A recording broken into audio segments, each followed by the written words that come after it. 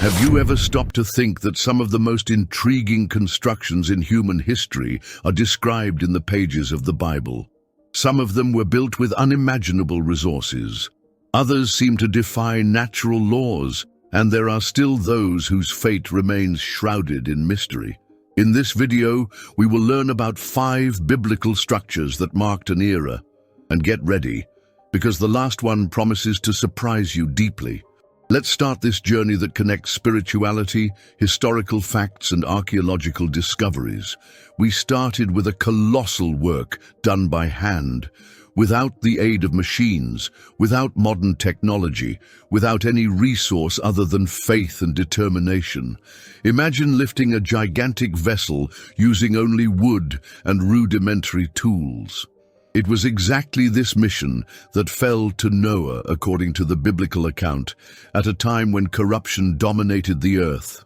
Chosen by God, he was given the monumental task of building a great ship to preserve human and animal life in the face of a flood that would cover the world. Picture the scene. Noah cutting down trees, shaping beams, and meticulously creating compartments while the rest of the population mocked him. For years, perhaps decades, he devoted himself to this construction, facing mockery, fatigue, and the scorching heat. The ark, according to the biblical description, was about 135 meters long, 22 meters wide, and 13 meters high. A true wooden giant, comparable to current cargo ships. Made with gopher wood and waterproofed with bitumen, its structure has intrigued entire generations. How would Noah have achieved this feat with the resources of the time? And more, did the flood really happen?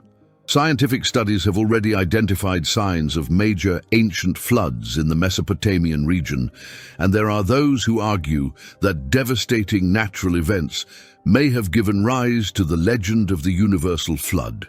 Additionally, in 1959, an aerial image of Mount Ararat in Turkey revealed a structure similar in shape to the hull of a ship. Since then, explorers and archaeologists have ventured there in search of answers. Fragments of fossilized wood and curious geological formations have been found, but the mystery still remains. Science questions, faith continues. Now imagine a city surrounded by enormous, apparently insurmountable walls, being defeated not by weapons or armies, but by the sound of musical instruments and the clamor of a people.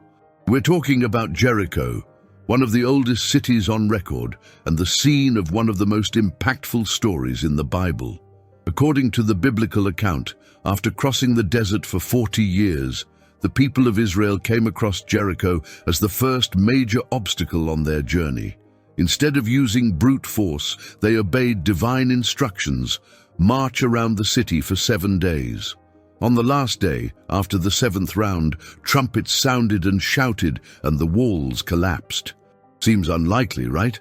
And yet modern archaeology brings us some surprises. In the 1950s, British archaeologist Kathleen Kenyon carried out excavations in Jericho and found traces of a city with powerful defenses, destroyed suddenly. Interestingly, the walls appeared to have collapsed from the inside out, something unusual in armed clashes. Some hypotheses suggest that an earthquake could have caused the collapse, as the region is seismically active.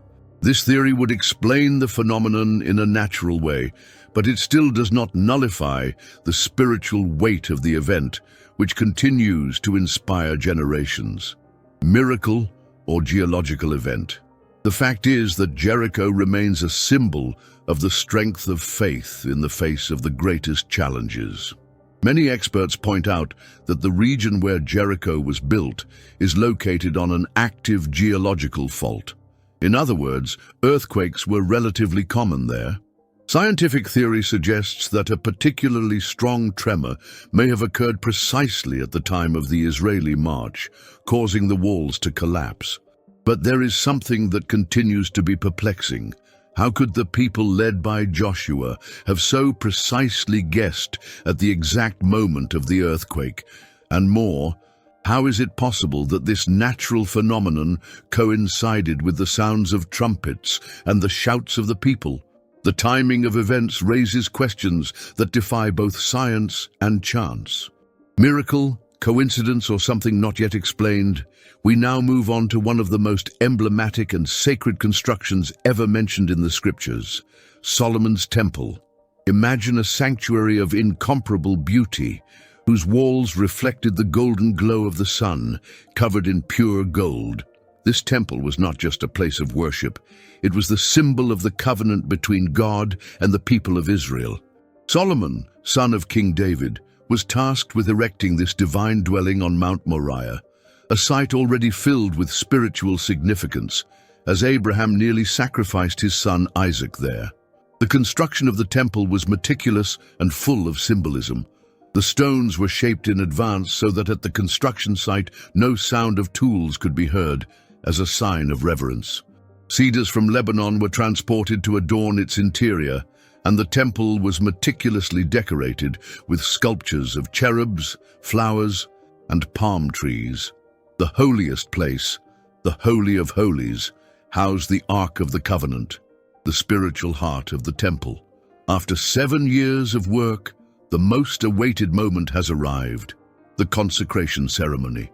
During Solomon's prayer, a dense and glorious cloud filled the temple, and a heavenly fire descended, consuming the sacrifices on the altar. The scene was so shocking that the people prostrated themselves, filled with fear and reverence. It was divine confirmation that that temple would be the home of God's presence among men. But if you think you've seen it all, wait until you discover the next structure.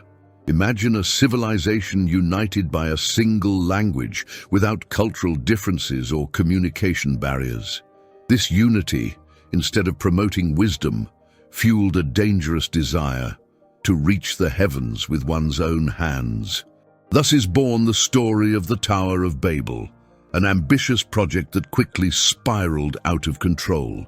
After the Great Flood, Noah's descendants migrated and settled in a plain known as Shinar, a region that today corresponds to ancient Mesopotamia. There, they decided to build a tower that was so tall that it touched the sky. Using innovative techniques for the time, such as baked bricks and bitumen, construction began. But the real purpose behind the work was pride. "Let us make a name for ourselves, lest we be scattered across the face of the earth," they stated. But this collective arrogance caught divine attention. God, seeing that nothing would stop them from following through with this plan, decided to intervene in an unexpected way. He confused their languages. In an instant, communication broke down. Imagine the chaos. Requests being misinterpreted, orders ignored, obligations exchanged. The construction site became a general mess, and the construction was inevitably abandoned. From there, the people dispersed, giving rise to the nations and languages we know today. But is there any historical basis for this narrative? Researchers believe that the Tower of Babel may have been inspired by real buildings known as ziggurats, religious structures in the shape of a stepped pyramid, very common in Mesopotamia. One of the most impressive was Etemenanke in Babylon, dedicated to the god Marduk. Interestingly, ancient records describe it as the abode that connects heaven and earth, a description that echoes the ambition of the biblical tower. Even though the supernatural events of the narrative are viewed with skepticism by science, the message remains powerful. The human attempt to achieve greatness without humility can lead to confusion and downfall. Historical records show that the ancient ziggurat known as Etemenanke went through several cycles of destruction and reconstruction over the centuries until it was finally abandoned. This trajectory raises an intriguing question. Was it the inspiration for the legendary Tower of Babel? There is no definitive consensus, but the similarities between biblical accounts and Mesopotamian constructions are too striking to ignore. And now, stop for a moment and think, What are you building in your life? Are you building something that glorifies the Creator, or are you just seeking personal recognition? If your desire is to base your life on God's will, write in the comments, "Lord, I want to build my life on you." Advancing on our journey, we come to one of the most moving passages in the Bible, the rebuilding of the temple in Jerusalem after the Babylonian exile. Imagine seeing your people uprooted from their homeland, your sacred temple in ruins, and your faith threatened by suffering and distance. Would this be the end of hope? Not for Jews. When they returned from captivity, even in the face of scarcity and pain, they brought with them the determination to rebuild what had been lost. The so-called Second Temple was not just a religious building. It symbolized a new beginning, spiritual renewal, and the reaffirmation of national identity. Still, the contrast with Solomon's majestic temple was inevitable. It lacked splendor, grandeur, and above all, the Ark of the Covenant. The elders, who still remembered the glory of the first temple, were unable to contain their tears. But it was at that moment that God spoke to the people through the prophet Haggai. "The glory of this last house will be greater than that of the first." Haggai 2:9. How would this be possible? How could a simpler temple surpass the one built by Israel's wisest king? Decades later, King Herod undertook an unprecedented reform. With political and religious ambitions, he expanded the temple on a monumental scale. He doubled the area of the esplanade, erected grand colonnades, and adorned the building with white marble and gleaming gold. The brightness of the temple in the sunlight was so intense that it blinded the eyes of those who approached it. As a result, the Second Temple became one of the greatest architectural works of the ancient world. This renovated temple would become the beating heart of the Jewish faith and also the scene of decisive moments in the life of Jesus. It was there that he taught, confronted the traders, and prophetically announced the destruction of the temple, which would come to pass years later. In 70 AD, during the revolt against Roman rule, Jerusalem was besieged. The temple was set on fire, and the flames caused gold to flow through the cracks between the stones. To recover the metal, Roman soldiers dismantled the structure stone by stone. Only part of the retaining wall remained from the grandiose construction, the Western Wall. To this day, it remains standing as a symbol of faith, memory, and longing. The temple was more than stone and gold. It was the place where people connected with God, offered sacrifices, and sought forgiveness. But with the coming of Christ, something changed profoundly. He declared, "Destroy this temple, and in 3 days I will rebuild it." John 2:19, pointing to himself as the new temple, the living place where God dwells. And now, the question comes back to you. Is your life prepared to be God's home? If you want to be a living temple, full of divine presence, write in the comments, "Lord, dwell in me." And that's just part of the incredible story behind biblical buildings.